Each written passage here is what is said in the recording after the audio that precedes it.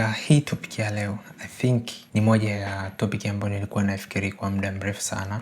Ni namna gani nitakavyokuwa naeleza kwa lugha rahisi. Na hichi kitu ni muhimu sana mtu wewe kuweza kukielewa. Kwa sababu gani?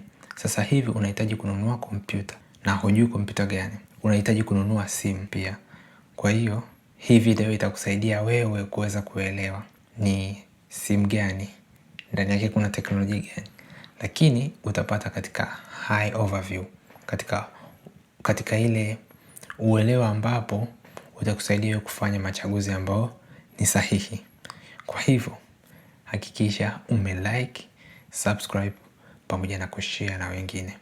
Hii itasaidia sana hii video iweze kuwafikia watu wengi na waweze kupata hii knowledge ambayo wewe utaipata.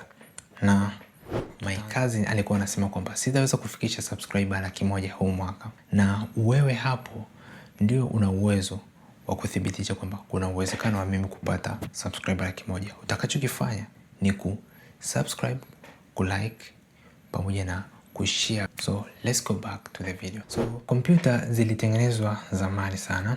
Zilianza kompyuta kubwa kabisa kama nyumba. Na kwenye kompyuta kuna processor, kuna components nyingi ambazo zipo. Ili kompyuta iweze kufanya kazi lazima iwe na processor. Lakini hizi processor zinakuwa zimetengenezwa na kitu kinaitwa transistor. Transistor, mfano mzuri, una kiwanda chako. Ili kiweze kufanya kazi lazima kuwe na wafanyakazi. Hiyo ndio maana simple kabisa ambayo unaweza kaelewa. Kwa hiyo ili kompyuta yako iweze kufanya kazi au ili processor yako ambayo ipo katika kompyuta iweze kufanya kazi lazima iwe na transistor. Na hizi chip au wanaziita processor, CPU, ambazo ni kama ubongo wa kompyuta, unahitaji energy. Energy ni nini? Energy ni battery ambayo inaipa processor ili iweze kufikiria na kufanya kazi ambazo zinahitajika. Kwa hivyo kwenye processor pia kuna teknolojia ambazo zimeitengeneza processor.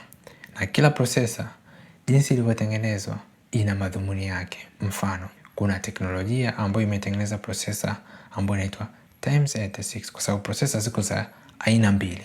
Kuna Time86 pamoja na kuna ARM. Lakini kwenye Time86 tuna include processor ambazo ziko za Intel pamoja na AMD. Lakini kwenye ARM ni processor kama vile MediaTek Dimensity.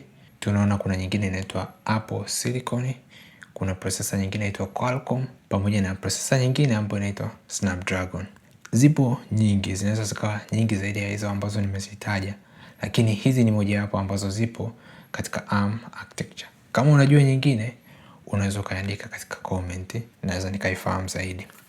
So hizi processor aina mbili nazo zinakuwa na teknolojia yake. Mfano, kwenye Time86 kuna teknolojia ambayo imeitengeneza au kuna sheria ambazo zimetumika kuweza kuitengeneza hiyo processor ambayo inaitwa CISC. CISC kirefu chake ni Complex Instruction Set Computer, ambayo hiyo ni processor ambayo imetengenezwa zaidi kuweza kuhimili nguvu sana, kwa sababu hii processor inahitaji a lot of energy. Tunaona kuna AMD company ambayo inatengeneza hizi processor pamoja na Intel. Na Intel kuna mwanzilishi wake anaitwa Morris ambaye alitengeneza sheria ambayo sheria yake ilikuwa inasemaje? Ilikuwa inasema idadi ya transistor itakuwa inaongezeka katika chip mara 2 kila baada ya miaka 2. Na hii ni proven, tunaiona kabisa kila baada ya miaka 2 ile processor inakuwa na double transistor ambazo zilizopo. Mfano ambao nilikuwa nimeuelezea ni kwamba kiwanda chako sasa hivi kina wafanyakazi 50. Kwa kila baada ya miaka 2 wala wafanyakazi wataongezeka 50 wengine. Kwa hiyo hivyo kila baada ya miaka 2 watakuwa wanaongezeka. Wakifika 50 wataongezeka tena 50 wengine. Wakishafika 100, kama wakifika 100 sasa watakuja tena wengine 100. Kwa hiyo itakuwa inajidouble hivyo mpaka tunaona hizi chips zinakuwa zimecontain billions of transistor. So that is on the CISC. Lakini kwenye RISC ambacho kirefu chake ni Reduced Instruction Set Computer, hii ni architecture ambayo tunaweza kusema ni hii imetumika kutengeneza architecture ambayo inaitwa ARM. Mostly imecontain hizo processor ambazo nilizitaja, ambazo ni kwenye Apple Silicon, Snapdragon, Qualcomm, MediaTek, Dimensity pamoja na nyingine nyingi ambazo zipo.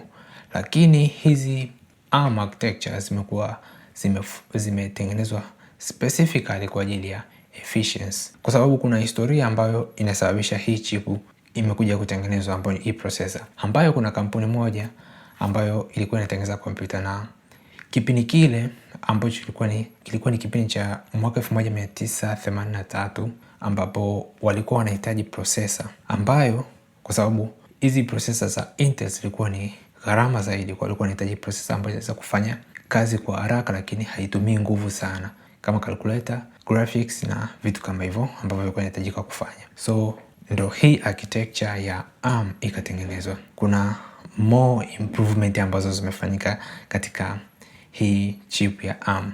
1993 tunaona Apple wakaanza rasmi kuitumia katika tableti zao.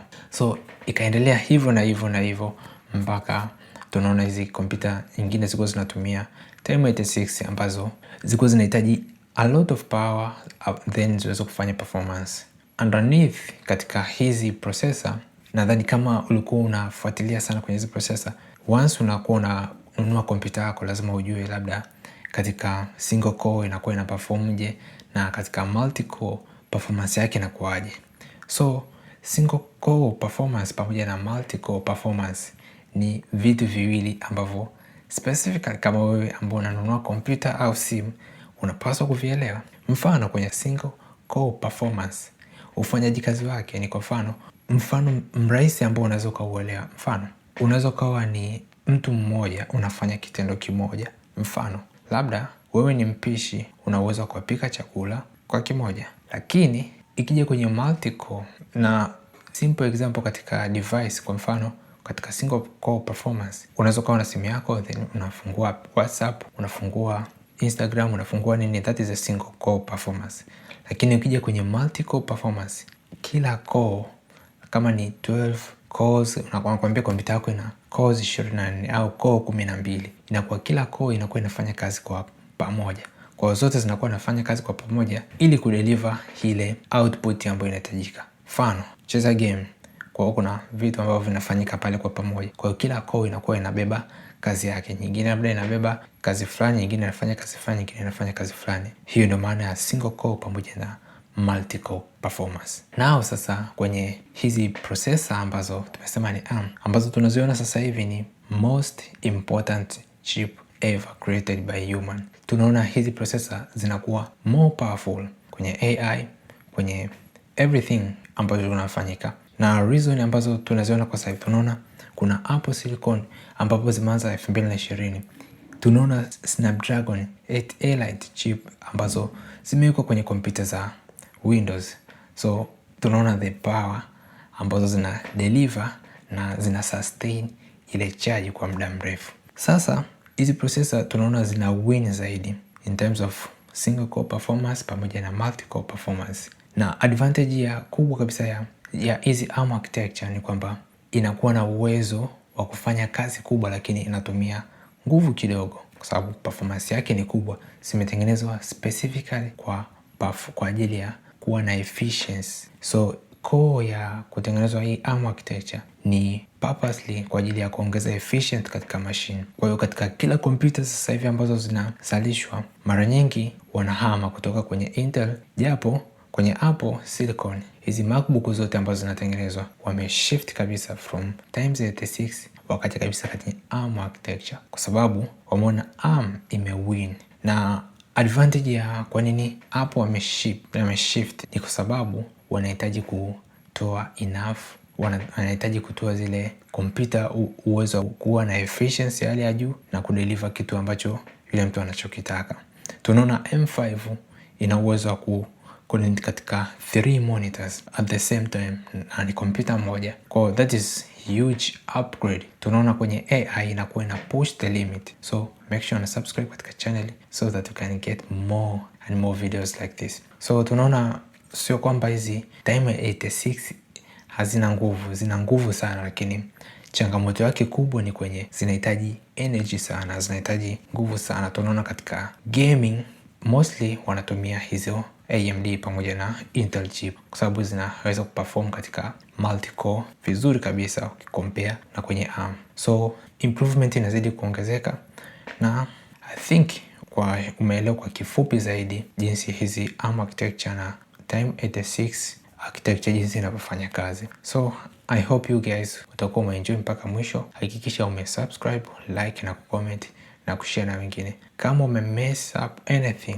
naomba uweze kucomment chini. Kama kuna kitu ambacho hujakielewa, then tuweze kukitengenezea new video. Catch you in the next one. Peace.